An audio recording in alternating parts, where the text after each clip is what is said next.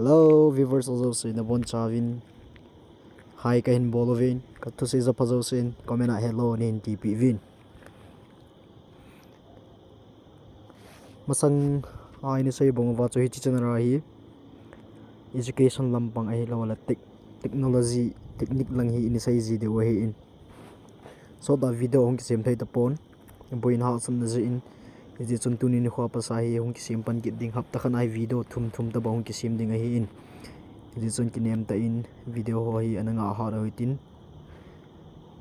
china thim na nei be the na di min jong nu ta na ne vejing ho ite tunin khwa hi ka hin sip ding hi king of whatsapp leng pa ti he na ke wan cho aji cho hi chu whatsapp hi nu anup jong anup in nangin jong no de ya hele na ki download thin dinga ka hin sai bi ding na hi in ke wan cho chu whatsapp mi kin kaman je an ka sai phat jong hin tin nangin jong na de lo me the jong le ani ve in lang hila chun na hin de me the hi in ji chun hi chi video ko na hin ana ve in lang na de ya le na ki download in hi chi download di dan chu ka hin sai bi ding a hi ama sa pe na hi adang jong hin lo app jong man ngai lo phone a hi chrome phone a ki cho ai chrome dan sa hin ji chun chrome a lu nin lang first you have to enter chrome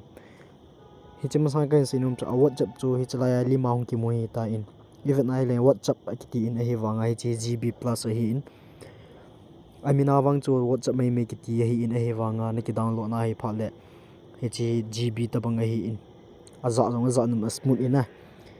tun chrome a lu do tin chrome a lu lang chrome a lu do le sorry tun a download dan sai pan taw hiting chrome a lu in lang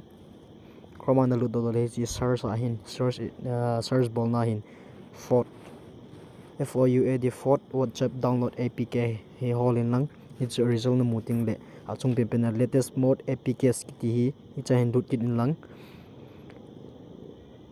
icha na lu do le hin adang jong hapoi mobile se point icha download APK ki ti pengal ding a hi in icha download APK hi abe in download APK bol in lang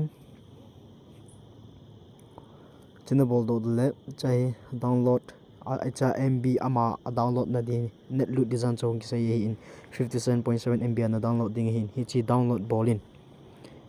chi download na mi ai le download anyway file might be harmful ti wanga hi kho point na de na ki download the hi in download anyway bolin lang hi chi choya na mu de ha ma ta hi de cha hin ding a hi in hi chi chung na dot thum hi chi bolin lang download lut chun China moding hi in hi chi download chai ting le install di dan chu hi chen download chai le hi chi ama amin forward chap apk ma hi ti tap no bola hi le if you tap this china tap ma hi le install hong ki bol di tai ama le ma install no bol do le hi chi whatsapp ta bang hi amin wang chi hi ki ti ding a hin ei wanga gb plus a hin asunga chana du na dei din ki set thei tai theme jang na de le ni khel thei lawale a fonts stylish fonts til fonts fonts til atwa abcd na thu na de handwriting na ji ko thina de na ji bol thei tai hi chen chu king of whatsapp ke adinga king of whatsapp ka hin sei chu a hi in na in zong na de mai thei hi aza no ma hi to hin aban video ading hi aban ting le in a bol de hi education lampang hi ding hin knowledge gk hong hi di hin whatsapp hi kona hin sim ham elol ipidinga hin sim ham facebook hi kona sim ham pidinga hin sim ham youtube bol hong ki sim ham ti ho hi kona hin sim ham le ipija hong ki sim ham ti hi in sai dio hin ipp hi de wang chu tun ki sai na important ji chun lunglu na abana hi ne no mai le subscribe bolin lang bell cho notification bell cho all in coin lang chong le aninga hat jingin hong ki upload wa ding ta next video ding ai ka ji pe chan choi tante sei hil sei war do sei ngai dam sorry